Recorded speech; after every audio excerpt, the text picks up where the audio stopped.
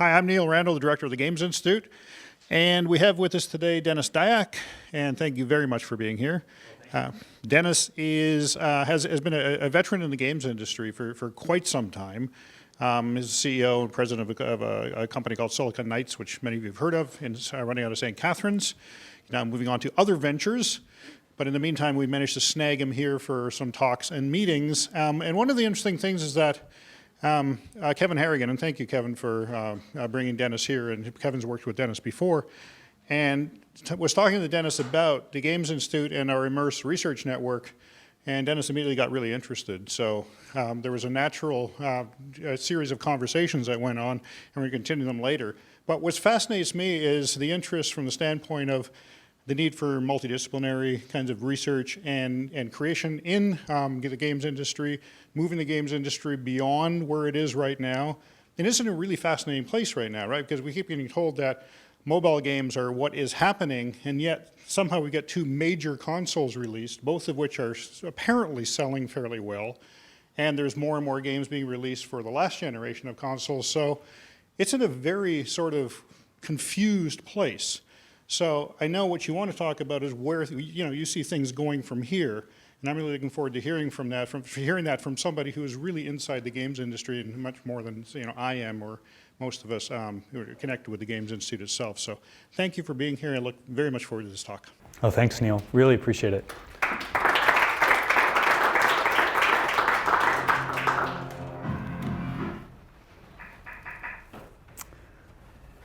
So first of all, thanks for coming. Really, really appreciate it. I'm going to talk about many things, hopefully some very provocative, some that will hopefully make you think about things differently. I'm going to make a lot of broad sweeping generalizations in order to make some points, so there's going to be some exceptions to some things I say. Please give me some leeway that way.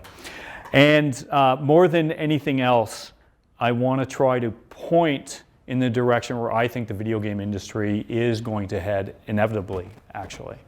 And I look forward to discussing this with everyone here after and maybe in the future as I return. So just to start off, for those who don't know me, I thought I'd put this up. This is it's a much older picture of me, but a lot of it still holds true. This is what I call the wall of the industry. And for me, the video game industry is represented by several things: creativity, education, and competitive nature of things. And these are all tools of the trade, and these are all the things that you need to know in order to be successful, in my opinion. Just a little bit of background: I have 3 degrees, actually, believe it or not. First one's in phys ed. When I first went to university, I wanted to be a varsity wrestler. I was on the varsity wrestling team. And I got very much out of shape while I was really in the industry, and I'm trying to get back into shape again. But my first degree is in phys ed. I've got a degree in computer science and a master's degree in computer science in human-computer interaction, actually, for those interested. I've worked on quite a few games. I've worked on the Atari computer, the PC, the Amiga, many consoles, PCs, you name it. These are some of the major titles I've worked on. I've actually worked on several others. And at the end of the day, what I'm going to try to do today is relate all that material in ways that make sense to everyone, and in ways that hopefully people will really be able to digest. My latest venture has been Shadow of the Eternals, which I'll talk about a little bit more later, with Precursor games. So in order to talk about where the games industry is going, I want to talk a little bit about it first. I'm going to make some pretty big generalizations here for sure. And I'm basically going to break down the history of the video game industry into 3 major eras. The first one is what I would call the early history of video games. And for those people who weren't involved in the industry, these are things that I learned a lot when I was in it, and was actually quite surprising. The video game industry, when it first started, was largely based off the toy industry. It's most of its marketing, most of its development was based upon looking at what they did at toys. And for those who remember, it started out at CES. There was no E3 for a while. The Computer Electronics Show, where they used to release toys And a lot of the games as they were made were based off basically the toy industry. There was very, very low cost to developing video games at first. I think the budget of my first game was way below $100,000. And video games in general were way below that price. The short development cycles and extremely high profit margins. Despite the fact that they were manufactured on consoles and each one of those costs up to $40 or $50, if they sold a lot, they made a ton of money.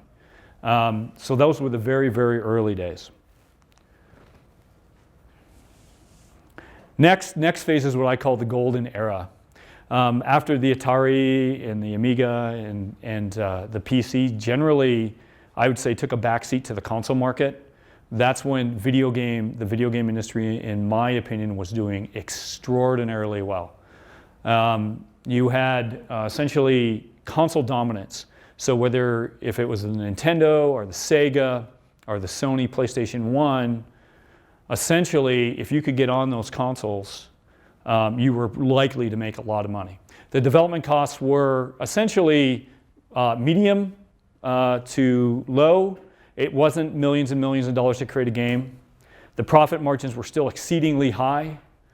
And the risks and the time to develop these weren't major hurdles. And a lot of people really used to like coin the term Trojan horse. And the Trojan horse idea was, we're going to sell all these consumers this console, but we're really going to make the money on the video games. And the hardware manufacturers felt that way, and certainly the people who made the games felt that way. And it was the Trojan horse into the living room where they were going to change entertainment forever. And that certainly looked like it was going like that for quite a while. Then all this happened. Where we are today, and what Neil talked about earlier is it's a place where I would call it the dark ages right now. And as I'm going to talk about the future in the Renaissance, this is going to be a talk that is very positive, but of course, to be dramatic, I got to take you to these very, very low points where people are going to say, oh, what's going to happen? Development costs right now in the AAA market and the console market is extreme. You're talking hundreds and hundreds of millions of dollars to make these games. Last thing I heard through fairly reliable sources is that over 1,000 people worked on Grand Theft Auto for 5 years. Okay, and when you take the average salary, probably around $75K per person, maybe higher, that's a really big budget. And yeah, it sold a ton of units, but it is so risky right now, and the development time is so long, and the chance of failure is so high, you have to wonder what is going to happen if a GTA is not successful. Right now, the AAA market or the console market, despite having all these consoles out, the previous generation, the PS4, the PS1, the Wii U, the Steam box coming out, it is not a happy place to be at all. It's very risky, it's very tough, a lot of hours. And if you were to ask people what's going on and where it's going, you're not going to get people, maybe with the exception of me and a few others, who tell you where they think it's going, because no one really knows. And it's because of a lot of things. With Facebook becoming more prominent recently over the years, people started classifying gamers differently. Like there's the hardcore market, which apparently I became part of, which I never thought I was. I thought it was kind of casual. But I like games a lot, but people who play consoles are considered hardcore. Then there's the mobile space, where you make games on mobile platforms, and you suddenly you're in a different space than the casual than if you're making games on Facebook, which was all the rage a few years ago, not so much the rage now. And then there's the massively multiplayer market. So there's all of these disruptive markets coming out, and they're competing against each other rather than helping each other out. That's definitely problematic. And there's others, as someone mentioned in the audience, social and other platforms. But the platforms, PS4, Xbox One, Wii U, mobile, Facebook, Steambox, you name it, Linux, whatever you want to have. All of these platforms, what you think for the video game industry would be a boon is actually creating a problem. Because if you're going to invest in a video game company, the first thing you're going to say is, okay, what's the markets? What are we going to do? What are we going to do to make money? And then someone goes, well, we're going to do all this, going to make all these great games, and it's going to be easy. And then someone's going to say, pick a platform. And then they're going to say, which one's going to be successful? And there's no one who will say what they think is going to be successful. You know, Electronic Arts is a really good example of a very large company, very successful company that's generally backed the wrong platform almost every launch.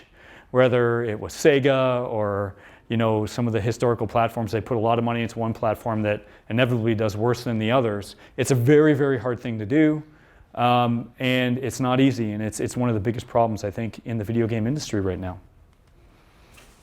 So, what is actually happening out there? Why is all this stuff happening? Is it all the technological advances, all the technology advances? Is it the bad economy that's plaguing us, which, you know, we do have not the strongest economy right now? Is it the more competitions? Is it the more platforms? What is actually going on? Well, in my opinion, it's all of these things, but really none of these things. It's an economic term, a macroeconomic term, and I'm not an economist by any stretch of the imagination, called commoditization. And commoditization is basically a term where as something becomes created and is new, its identity and its value diminishes over time as it becomes a commodity. So the more of it that's made, the less value that it actually has. And commoditization and commodities is actually something very, very interesting, and something that I found with technology so far, being in the industry for a very, very long time, almost, well, longer than 25 years now, I've never found an exception to any technology. And what I mean by that is all technologies become commoditized. And so an example I'll use, and I got lots of examples up there, but there's many, many examples. I'm going to take a cell phone as an example. We all have cell phones. And when cell phones first came out, you probably saw advertisements of people, if you can remember them going all the way back, where just being able to talk wirelessly to someone meant that you were a successful business person, and you had definitely 2 models on each arm. And that by doing that alone, that this new technology is going to improve your life. And what started happening with cell phones is we went from just analog connections to digital connections, to sending email, to balancing your calendars, to all-in-ones, to now, you know, personally right now I'm using an Android, but I've used the iPhone. I've used so many that they do so many things now. If it doesn't do something, you're almost annoyed. It's like, why doesn't it do this? It should be doing everything for me. It should be cooking my breakfast. And what it basically means is it's going to become faster, better, smaller, and cheaper. And it means the market's going to become more competitive. And you're going to hit this one spot where it's going to be called performance oversupply, which is a term with commoditization where basically it means the manufacturers are putting more into these pieces of technology than the consumers actually want in order to become competitive. And if you start talking about commoditization to anyone who's investing money, they will become terrified. Because that means that that the market is very uncertain, extremely highly competitive, highly risky, and there's not really any indication of where it's going to go. And that's what's happening, in my opinion, to the video game industry right now. And it's happened to the music industry with iTunes. I could go through a lot of examples of cameras, televisions. It's all there, but I think that's what's happening right now in the video game industry. And when I first started talking about commoditization, it was in 1997. I did a talk called The One Console Future, where I said all of the consoles are going to start to become very, very similar, because it doesn't make sense to put in all this R&D into proprietary hardware when third parties can do it so much better and so much faster. And ironically, a couple of years ago or a year ago, when the PlayStation 4 was announced and the Xbox One with almost identical specs, suddenly I went from being crucified to, hey, you want to do an interview on this? And it was interesting. What does it mean specifically for games? Well, games are becoming commoditized too. It's not just the hardware. So what do people see is that they want higher quality. They want multiplayer. They want single player. They want stories. They want longer play times. They don't care about the development and how much it costs for that. And there's a lot, the profits are lower now because the risks are bigger. And not only do you have a lot of frustration from the actual development community, for those who watch Game of Thrones and stuff, I would say the environments or the landscape for video games right now looks a lot like Westeros, and winter's coming. It's very fragmented, it's very unsure, and at the same time, there's not a lot of direction coming from the major players on what is next to do. So, what do we do from here? Where should we go? Well, I'm going to segue to one of my favorite things to do, which a lot of the theories of commoditization come from, is let's look at the past to try to gain some insight to the future. And I'm a big fan of the arts, for anyone who's followed a lot of my talks. And what I want to do is make a lot of comparisons from actually the film industry to the video game industry. And see what we can learn from the films industry that can apply to the video game industry and trends. Certainly there are different medias, but I think there's a lot to be had there. And really, most importantly, if we're going to see where the future games are going, we have to understand what games are, not only understand their history, but what makes them special and what makes them different, and how can we apply those things for the future to make something that makes a difference. So, let's look at the arts. And let's look at cross-disciplinary approaches, because I think without that, we're dead. And I feel very, very, very strongly about that.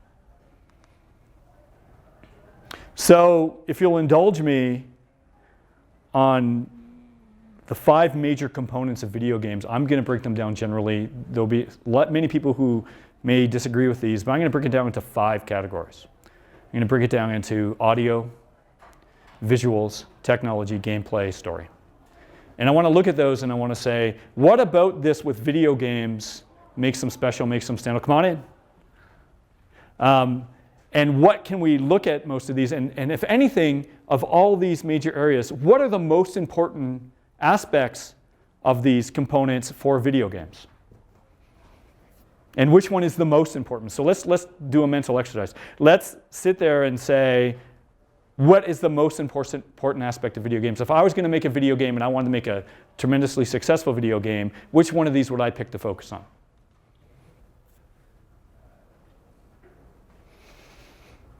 So for music and sound and audio, there was a time, and if you look back at the motion picture industry, the film industry, where there were only silent movies for a while, there was no audio.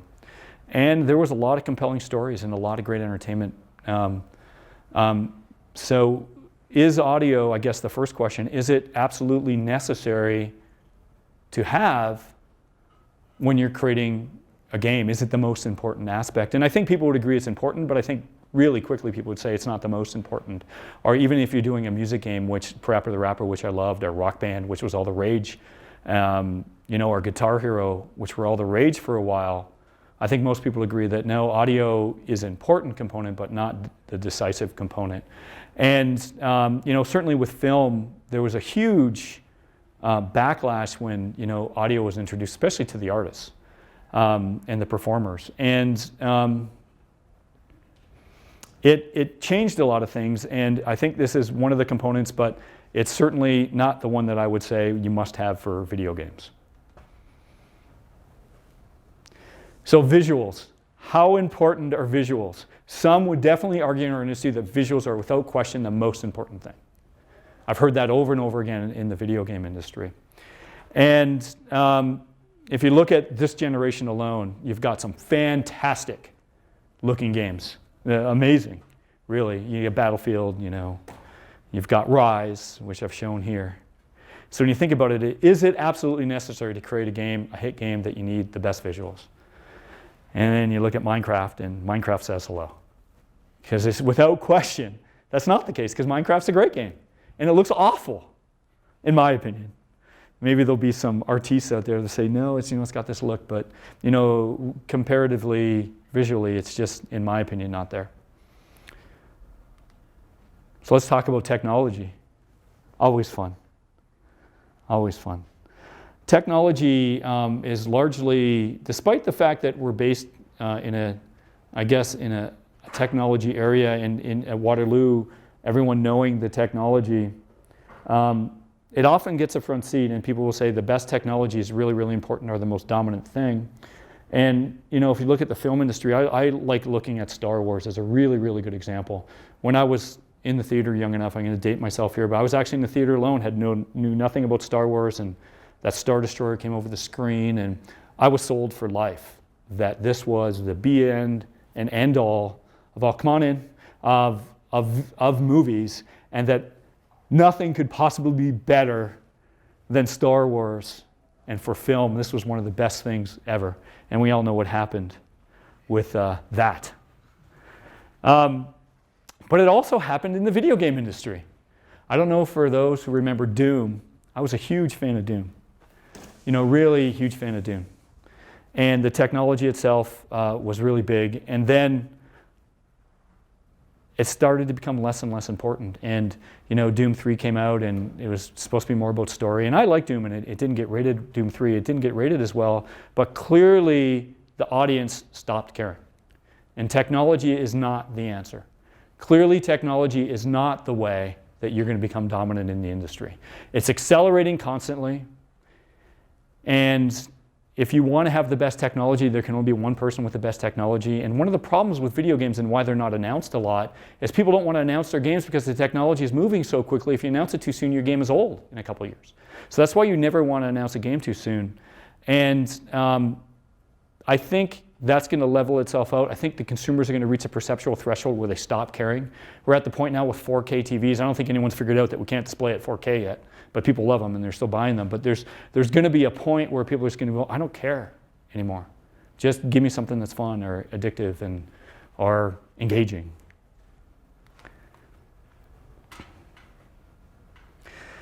Then there's gameplay. And if you want to look at video games as an art form, which I do, and you want to compare it to film, film was, in its early days, called the cinema of attraction. There was no storylines. There would be film clips that would just loop. People would sit down at any time. And it was all about who could edit those tapes or those films and who could do the best splicing and who could be the most technically adept at that medium and editing that film. And editing absolutely dominated the films industry for the longest time. And what eventually happened is people got very, very tired of that. And then we started moving towards the golden era, in my opinion, of film, where they started making movies like Cleopatra and very story-driven medium games. And they started getting away from editing. And suddenly, the cinema of attraction faded, and we got more of content and story and those things to really, really drive it home.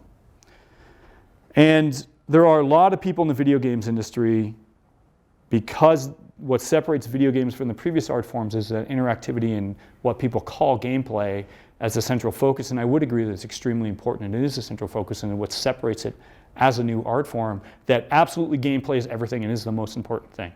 But I definitely think it's not. And just like the film industry moved away from editing films, the video game industry is going to move away from gameplay as being the sole focus of things. And a lot of game designers will probably strongly disagree with that, but it's just a matter of the industry maturing. And just to give an example of, a recent game that I think is very successful and really fun, really engaging, it's got awful gameplay, is the Walking Dead games. There's not really much gameplay in those, but they're fun. And there's games like, historically, like The Seventh Guest or Myst, where there's almost no gameplay, but it's the immersive factor and where people are going and how they feel about those games as they're playing it. So hopefully this next slide will surprise people a little bit. So I'll talk about some of my own games that I worked on. Are stories and narrative the most important thing about video games? And for those who know, all of those games are the games I worked on, and they're all very, very story-based. Actually, ironically, just yesterday, a couple days ago, I was at a TMT thing at Deloitte where they're predicting the future, and I'll get back to that. But one of my colleagues said to me, It's really interesting with these predictions of the future, because I remember you were wrong when you said stories are going to dominate. I remember sitting back, did I actually say that? I don't think I did. And when you look at stories being dominant, I may have said that maybe that's something that we should focus on as a group, on story. But are stories the dominant aspect of video games? And so a lot of people would argue they absolutely are. They're the best thing ever. And that's, if I want to play a video game, I want a good story. And then, you just look at Candy Crush and it says hello, and there's no story there anywhere. And, if you talk to some people who play Candy Crush or some of these casual games, the story's nothing. And so I think the answer there is, again, story is not the answer. So what is the answer? What is the most important aspect of video games? I just did an interview with First Person Scholar, and he asked a question about immersion, and a lot of people are thinking that immersion is it. I think that's close, but I would say the answer is this. I would say it's engagement. Are your games engaging? And what I just did here was take everyone here through a part of a talk I did in 1996, where I presented something called engagement theory, where I presented a theory and I expressed it in a formula. Here, engagement is greater than or equal to art, audio, gameplay, technology, and story. I represent it as a formula because there is no formula for making games, for sure. And in some sense, it's an oxymoron. But it's the whole. It's whatever you can do to engage players into doing something, to get them to like what they're doing. And I based it loosely on the Book of Five Rings by Miyamoto Musashi. He's one of the most famous samurais, for those that are into history. He considered himself immortal because he beat so many people. And he wrote the Book of Five Rings, which was what he thought got him to the right spot. I presented this at GDC in 1996. And one of the lines that I always remember in that is, know the ways of all arts. Know them, respect them, understand them. So if you're wondering, is computer science important? Well, it is. You got to understand it. But then it came down to, what is engagement? What does that even mean? What does it mean when a game's fun? That's one of the things when often looking to hire a designer. What is the educational background for a video game designer? No one, as far as I can see, has a clue. And, oops, hey, I saved it. I believe it's based off psychology. And the closest thing that I've ever seen is a psychological experiment in the School of Thought by Dr. Csikszentmihalyi called Flow, where he's doing experiments into the ultimate experience. And you can experience flow in many, many ways. But essentially, it's when you're enjoying something a lot and you lose track of time. You could be jogging, you could be an accountant, you can be a lawyer, you can be doing your job, you can be doing something fun. It doesn't matter. But engagement is the key. And if I was to recommend an academic curriculum for game designers, it would be based off psychology and behavioralism. And what can we do, what can we expect gamers to do? And I was lucky enough, as an example, during Eternal Darkness, one of the things that we were able to do when we were creating, Nintendo was brave enough to let us do a lot of things. I was working with a colleague, Dr. John Mitterer, who's a psychologist at Brock University. We actually sat people down and we tried things to see if they're successful. And what we actually did, which to this day I wish more people did, and I wish I could do again, I've never been able to do it since then, is we try things like some of the sanity effects and see if they were working on people. But what we actually did was just ask them what time it was. And we found they really liked things when they lost track of time. And that's all based off the theories of flow by Dr. Csikszentmihalyi. And so if you lost track of time, everyone's played a video game, hopefully, if you play video games here, where you think it's like 10 o'clock at night and it's 4 in the morning because you just sucked into that game so much, you're so engaged. That there are things that we can do, theories out there that we can actually apply to video games. And so that's what I think is most important about games. More than anything, is engagement. And it's different than immersion, because you can be immersed in something but not necessarily engaged. And I think engagement more than anything is the way to go. So where do we go from here? Well, what does that matter?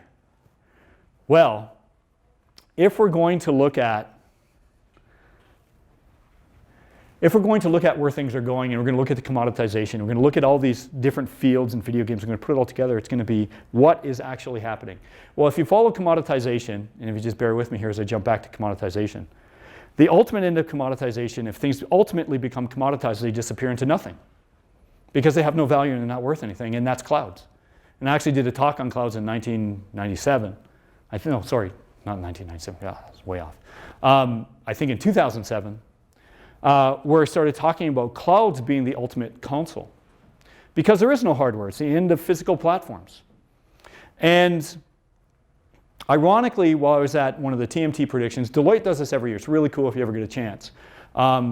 They do their trends of technology and where the economics are going to go for different businesses every year. And in 2014, they brought this interesting chart up, which they were very, very kind enough to give to me to use here.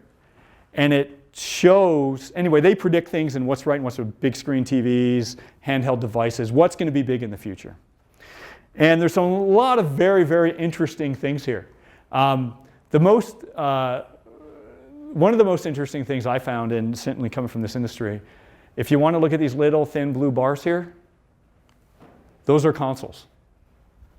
That's how many consoles are sold versus PCs, which are the dark blue line, versus smartphones, okay, tablets, which is this green emerging sector here, up here, and TVs, which are yellow. And they were looking at all these trends when they came up with this chart, and I found it very, very interesting because they're trying to predict the future of what people should invest in and where their money should go. And they said it was just chaos out there, and they didn't know what to do until they created this one chart. And what they did is they just combined everything. And they said, let's just look at all these entertainment devices. And I looked at this and went, that's really cool. Look how it's growing. So it's really, really optimistic. And it's more optimistic because they said that the last decade, and you can see it here, the decade of the device, where billions and billions of dollars worldwide were invested by consumers to buy all these devices. And what was their prediction based off this chart? Their prediction is going to be the next decade is not going to be about hardware because we've emptied our wallets. We've really saturated everything. So where's it going to be? And of course, those who've been in the technology industry in a while, after the hardware's done, what happens? The software comes. So there's going to be software.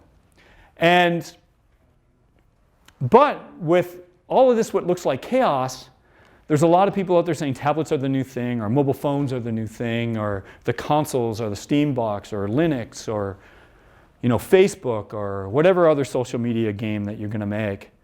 And I looked at this chart and said, it was enforcing to me that clouds are the future, where the devices themselves become less important, and the actual software that drives them is the most important. And I think it was Michael Pachter, the Pac-Man out there, who's for those who follow the game industry really closely, he said he thought this generation was going to be the last generation. I've said that for a while.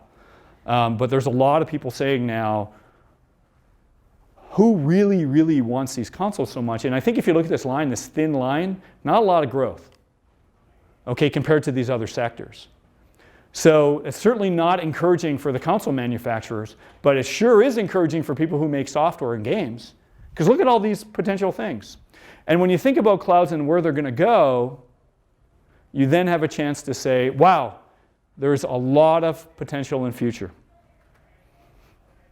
So what can we do to really take advantage of this?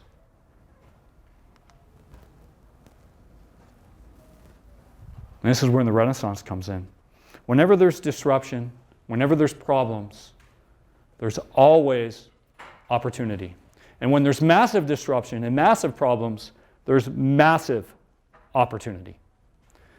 And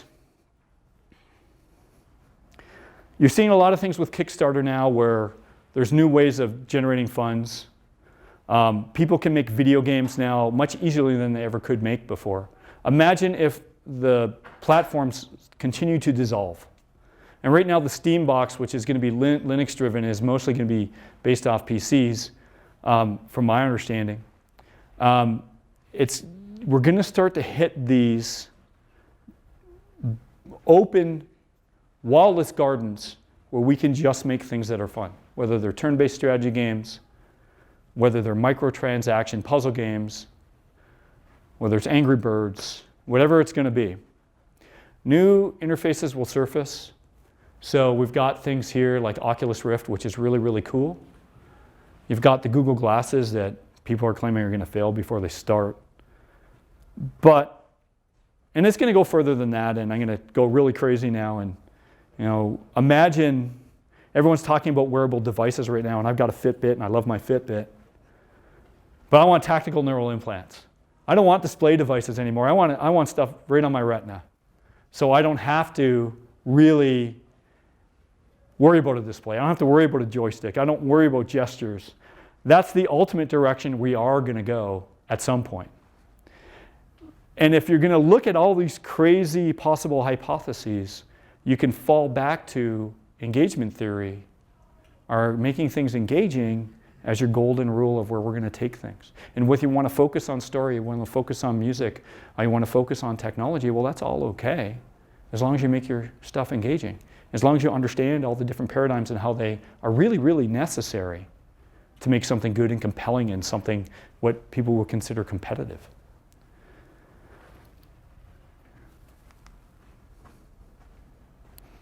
No one has ever created a poetics for the games industry. It's another really big opportunity. There's so little known from someone who's made games for so long. I can tell you right now that time with Eternal Darkness, we're able to do those experiments and flow. That's the only time in the history, my personal history, of making video games that I was ever able to do that. I know of no other developers ever done anything like it. Even close. And that's because the industry, the video games industry, is so focused on getting things done on time, being productive, working hard. Time for experimentation is almost non-existent. You have to have someone who believes in it, basically running a company, partner with someone who's willing to give them the money to try those kind of things. So that's an opportunity for academic institutions like this, like the Gaming Institute. And to speak the language of these things and to communicate with people and say, this is what we can do to help. And this is where the opportunity is like never before. I've been a big believer in the arts for a very long time.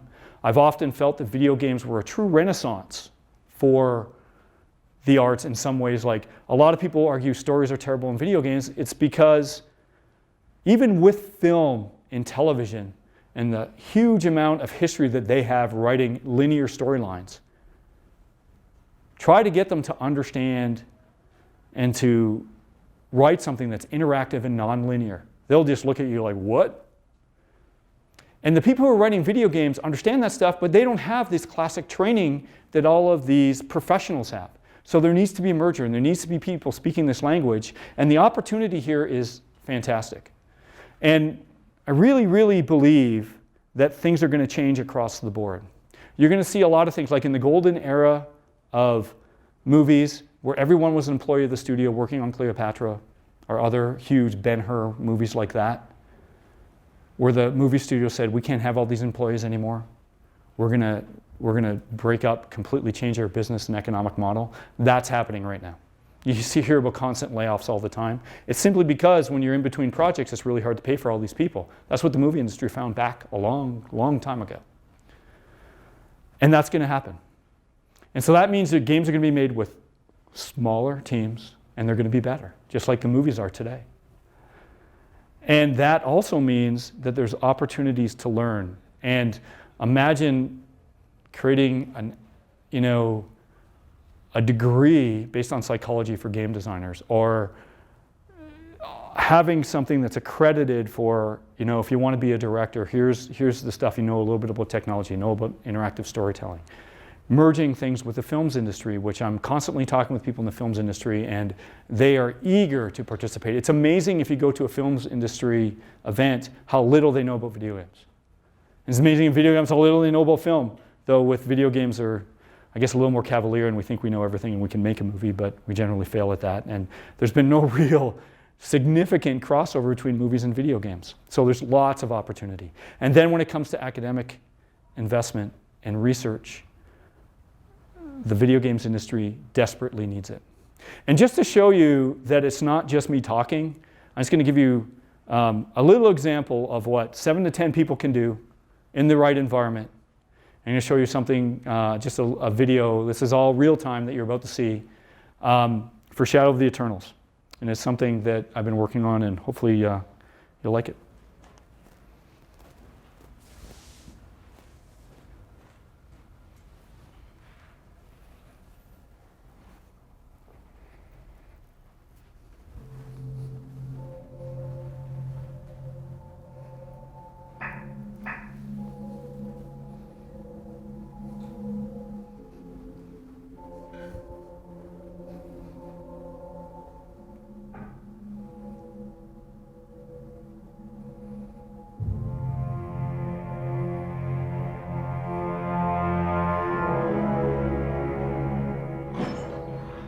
You called, mistress?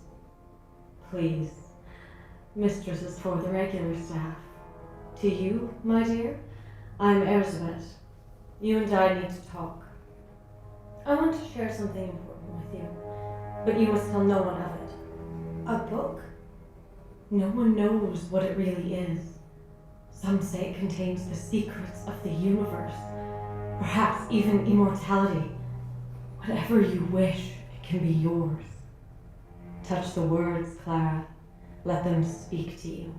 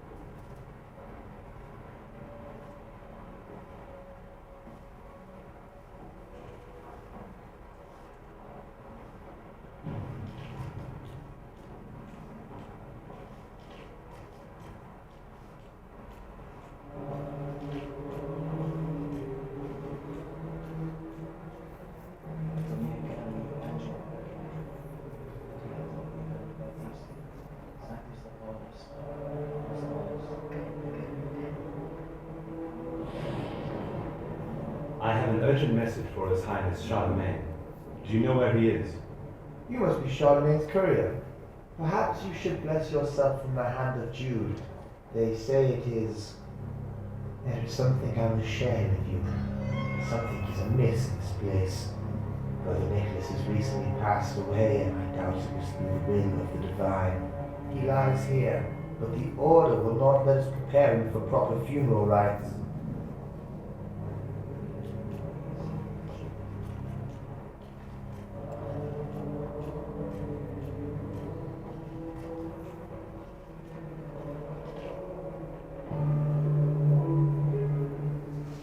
None of these are holy items. What kind of religion is practiced in this church? Are the order faithful to the Holy Roman Empire?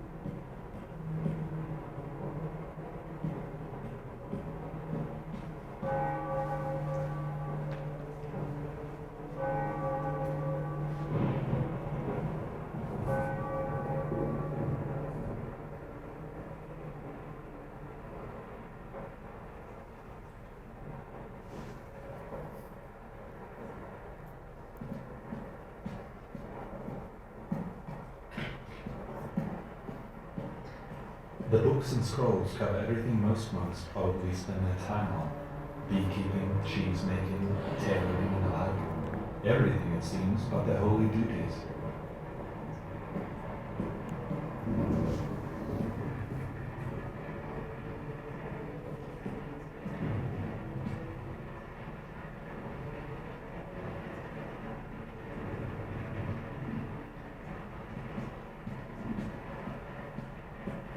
The monks appear to be reproducing scripture, but these texts aren't like any I've seen before.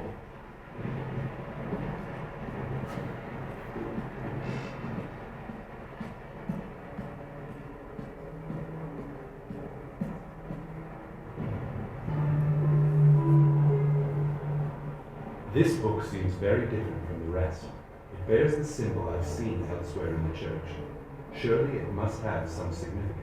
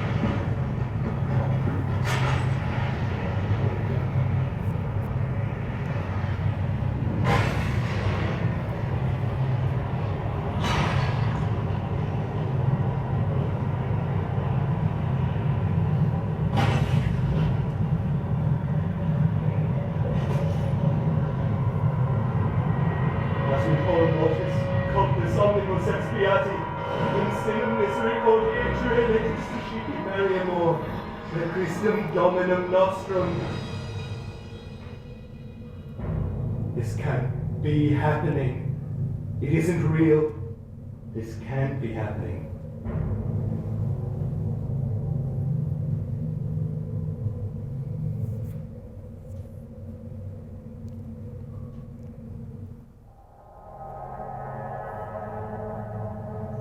What did you see? I saw a boy. And fire! A world falling apart. Interesting. When I look there, I see only a dark room with a glimmer of light. And I see you, Clara. You are with me. You tell me you love me and smile. And that is all I see.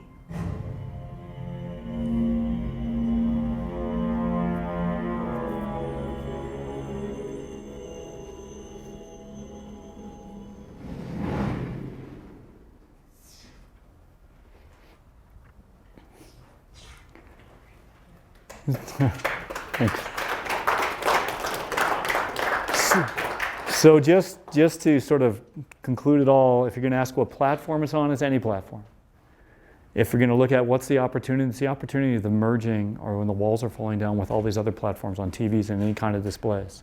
It's wherever you can get it out And however it is, no matter what it is, as long as it's engaging, the growth amongst these technologies is massive, as you could see by those charts earlier, but it's when they're all combined into one. And I think we're going to get there. And that's the opportunity, that's the renaissance, and that's where I think the Gaming Institute, more than anything, can really, really contribute. It's working and figuring out these ways in which we can do all those things. So thanks very much, really appreciate the time. Got time for questions.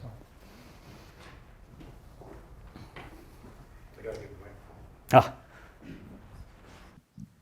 Not allowed to speak with this. I will. I should mention at this point that I honestly didn't know this was going to be a big ad for the Games Institute that led towards that final point. But thank you. I really appreciate it.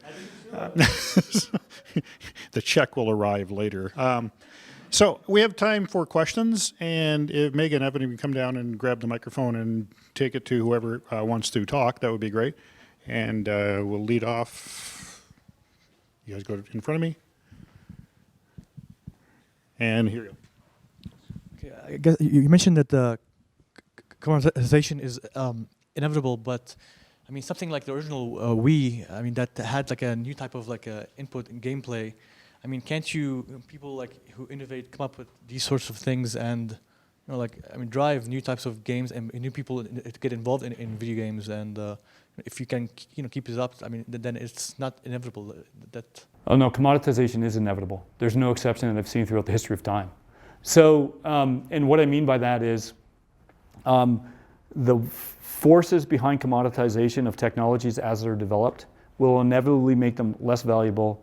You want to put more in and do more things. So if you look at the Wii U as a console, its next, or the next consoles themselves are doing more and more and more. That will continue to happen despite that really, really cool interface and things that they've come up with that really drives it more towards less of a commodity, a brand name, which is the opposite, but it'll inevitably get pulled back. Just like I would say a couple of years ago where Apple was untouchable.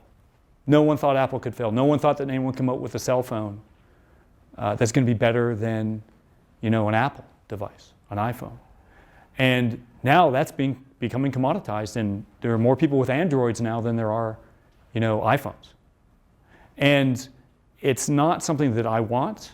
It's just a natural progression of economies. It's a macroeconomic term that, as far as I have seen, is inevitable and is without exception.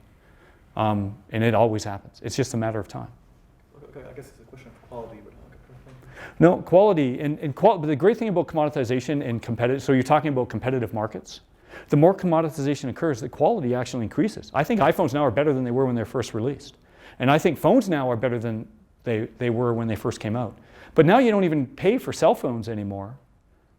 You're paying for the service. So that's their Trojan horse. So they're doing more and more stuff, and they're putting more things in, and they're better. Okay, so the quality's getting better, and some brands are everyone wants to create that brand that breaks the commoditization cycle, but inevitably it's going to get pulled back in. It's almost like gravity. So I agree with you on that. We really want investment in R&D and make things better. It's not something that I want. It's just that after a while it will become commoditized. And if you want to look to the future, you can't ignore these things because that's probably where they're going to go. It doesn't mean that someone's going to come up with something that's not really cool, like the Oculus Rift, or someone's going to create glasses that actually do project into your retina. Okay, but that will have this really cool brand that everyone's going to buy for 20 years, but 50 years from now or 100 years from now. We're all going to be dead. Yeah, well, sure enough, but we're talking about long-term trends, so hey, and someone can call me wrong 100 years from now, I don't care. No, but You can develop those features or products that you can always come out ahead of the commodity. I mean, that's what I'm talking about. Well, yeah, absolutely, and I'm not trying to stifle innovation or say that we shouldn't look at these things or we shouldn't try to do them. We absolutely should. But if you're going to look at the long-term trends in video games and where they're going, I think these are things that you just can't ignore. Does that make sense? Yep. All right, thank you. So speaking of commoditization and the speed of technology and turnover and that thing, like I agree with you, the collapse of these big, heavy, slow-moving studios and the need to be fast because when your game comes out, the technology is already old. So I'm actually kind of curious. Like that was really cool when like hell broke loose, basically. What's the release date for Shadows of the Eternal? We're actually, team's taking a break. I didn't want to advertise the game. I don't want to. I really hate doing that in talks. I just wanted to show that a smaller team did this, 7 to 10 people over 10 months. And I guess the message there is the old model where thousands of people are working on the games, that model's no longer economically feasible. And if you have a huge team, you're probably doing it wrong or you're wasting money in ways that you shouldn't be. And so that was using the Crytek engine, okay, to be clear. A great engine, really love it. And you know, the idea with that game is to release it episodically, so not even do the whole thing in one shot because it's just too much. It's more like a television series, which frankly, if you want to look at entertainment right now, I think the pinnacle of the best entertainment right now is television, Game of Thrones, Sherlock, you know, a lot of these things where they can actually really tell a story and they don't have to squeeze it into an hour and a half and, you know, not add bouncing dwarves like they have to do in The Hobbit to make it 3 movies. You know, it's something where I think the video game industry can really learn from. And if you take examples like The Walking Dead as an example of very cost-effective games being very successful, that's what that's based off of, if that makes sense.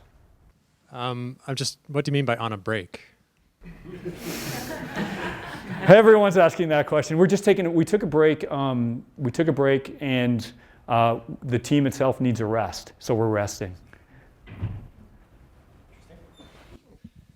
What do you think of the viability of making like a pixel art game or something? Because I kind of come from a kind of 3D animation background, and I was making a game last year and I decided, okay, well, I'm going to pixel art route because for me that takes out so much issues and problems in terms of like producing the game. But I was thinking as a future business plan, maybe a 2 or 3 man team using something like Unity for multi-platform release and then like a pixel art type game, but kind of get into the zeitgeist of the retro revival as well. Like, would you believe that's a good approach? Well, I would say that's absolutely the future with the caveat of the Pixar part, whether you're going to focus on art, whether you're going to focus on gameplay, whether you're going to focus on audio, that's more the specialty of what your interests are in. But the model itself of a small team working on a bigger-than-life project is the future because certainly I don't see a future in thousands of people working on these games just like it was back in, you know, the golden era of movies where they had all these people working on Ben-Hur and Cleveland. It just won't work anymore. And so I think that absolutely is the future. Mm-hmm.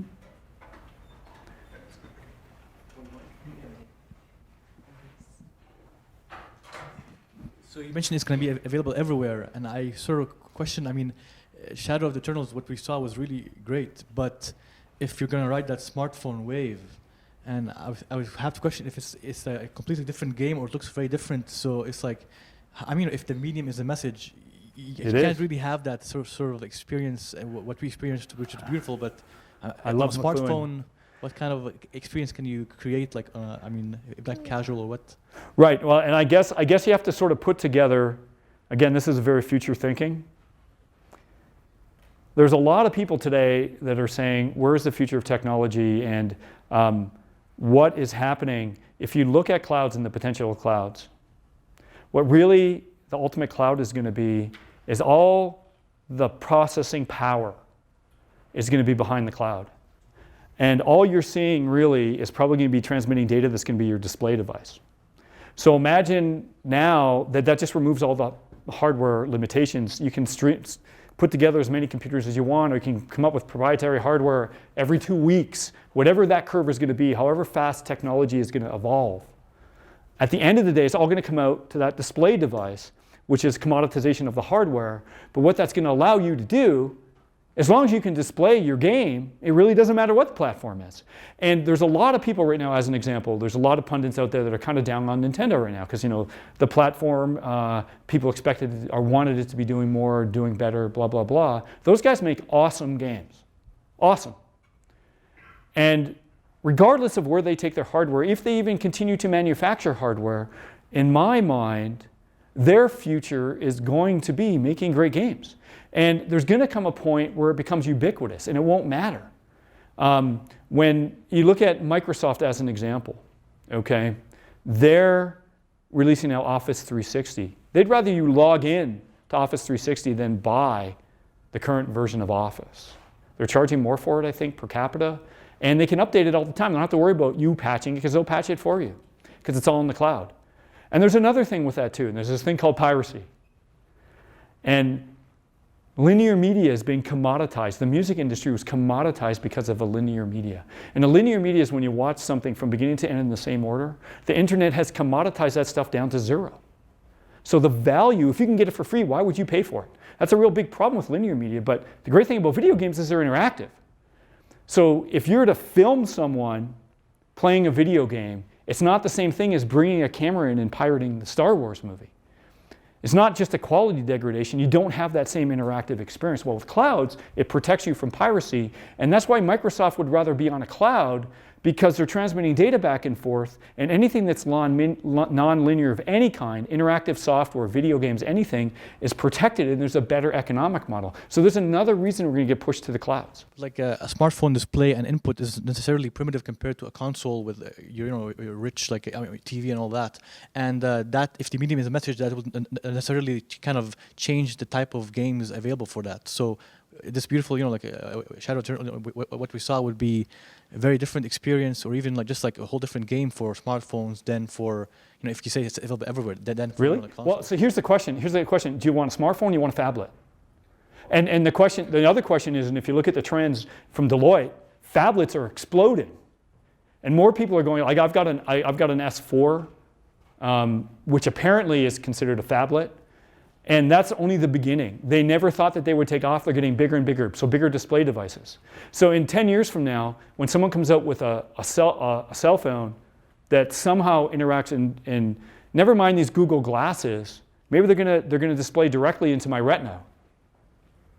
And then I don't have a display visualization limitation.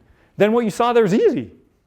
So I guess what I'm saying is you have to think on a sort of platform agnostic basis, and sort of project to the future where all these platforms are becoming commoditized. If you want to see where the industry is going, don't get lost in the trees and looking at cell phones or this is what I have to do for this. That's what you have to do right now, for sure. I'm not arguing with that. I think you're right. But what are we going to do in the future? What are we going to plan for in the future? And if we're going to create an academic curriculum, say here at the Institute, or we're going to start a new company, you and me, and we're going to say, where are we going to take this? What are we going to tell our investors? Where are we going to go? If you point to the here and now, that investor's going to go, yeah, I want to return on my money in 5 years. Where are we going to be in 5 years? And then you have to predict that. I mean, that's like Balmer saying everything is a PC, and that's, what we're seeing is a trend, specialization of devices. I mean, It's not saying everything's a PC for sure. I'm saying there are no PCs. I'm saying there's no hardware. I'm saying the hardware is irrelevant, totally. That's what I'm saying. And I'm saying that's the future. Another question up here? Hi. I know very little about, I guess, the production of video games, or the sort of the practical components of building them. And I guess I just wonder where a humanities student or somebody with a humanities background, who generally is I guess inept when it comes to programming, but adept in terms of analytical skills. Where would somebody with a humanities background fall into the sort of standard hierarchy of game design, or do they fit at all? Or so my answer to that question is twofold. My first answer is you are the future. Period. And I really, really mean that. Because if you look at, I can take the idea of film again. The people who dominated the film industry when it first came out were the people who could edit it the most. Those are the computer scientists and the people who create engines of today. Later on in movies, those people who understood drama, could tell stories, could entertain people, now dominate the film industry, without question. And the video game, if you even want to call them video games, the interactive entertainment industry must grow to the point where we must learn how to entertain people, and we need to create a poetics for the games industry. Because right now, I will tell you, when you say, you don't know much about what it takes to create a video game, I don't know if I know much about what it takes to create a video game, because it's so new. And taking all of that knowledge and utilizing from the humanities and actually utilizing it in video games is largely still undiscovered country. You know, there are some people who really believe that this is the future, and there's someone doing it, like Kojima-san, who I've worked with, is a great guy. He doesn't even believe video games are an art form. Okay, so there is a lot of potential to really understand where we can grow and what we can do. So I don't know specifically within the humanities what specialization you may have, but I know after I got my second computer science degree, I went through computer science because I wanted to make video games. There was no other reason I did computer science. I thought it would give me a great job if all else failed, but I just wanted to make video games. And then after I finished all that and started making video games, I really, really wish I had taken more humanities, knew more about Shakespeare, and knew how to write better. Because I quickly found our group going towards writing and storytelling. And third person perspective. And what's the difference between first person perspective and third person perspective? Why did the movie industry go to third person perspective? All of those things matter. And there's a lot of people out there who don't even think about those things right now, and there's so much opportunity to really investigate it. So I think it's the absolute future. Two more questions, one here and one here. Hi. Just given what you've been saying about the, the space for humanities students within the game industry, I wanted to go back to the statement that you made that story will stop being the most important component of the game, because that it seems to me like what you're saying actually supports the idea that there may be a flow or a transition period where people who weren't playing games before are becoming involved in gameplay through things like Candy Crush or Angry Birds or what have you. But aren't you then, wouldn't there then be actually a return to storytelling? Yeah, I think that's a very good point, and I often wonder if that's my personal bias, because I love storytelling, and I had a colleague just the other day at the TMT talk said, "You were wrong, you said story was going to be everything," and I was like, I don't know if I ever said that, but I certainly love story myself. And there's a school of psychology that believes everything we do is about telling stories. So whether you're playing Candy Crush or you're playing a real-time strategy game, the story is you telling someone how you just kicked their ass or whatever. And probably not the best word, but at the end of the day, I think it's all those things. It's all about the psychological theory of engaging people. So if stories help us engage, then that's what it is. And to some extent, narrative and storytelling are what I would consider just as important. I guess that's sort of the pillar of entertainment for me. Gameplay is sort of the pillar of the new medium of video games, just like editing and moving pictures was the central axis for movies when that medium first came out. So I guess they work together, and I think it's a combination of everything. Does that make sense? Yes. All right, thanks. And one more question here.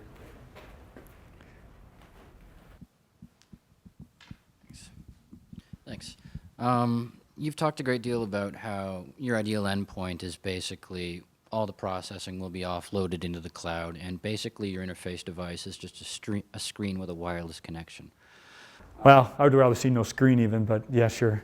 That's the future. The one thing I'm curious about, maybe this isn't the endpoint scenario, but where you think control is going to get from here to there, because if you ask me, the biggest difference between the platforms is not the processing power, the graphics, it's literally what you do with what's in your hands. Super Mario Brothers wouldn't work all that well on a tablet, and Candy Crush Saga, in my opinion, would kind of feel like a waste of time on an Xbox. And you have other situations, Valve's coming in with a controller that looks like a little boombox.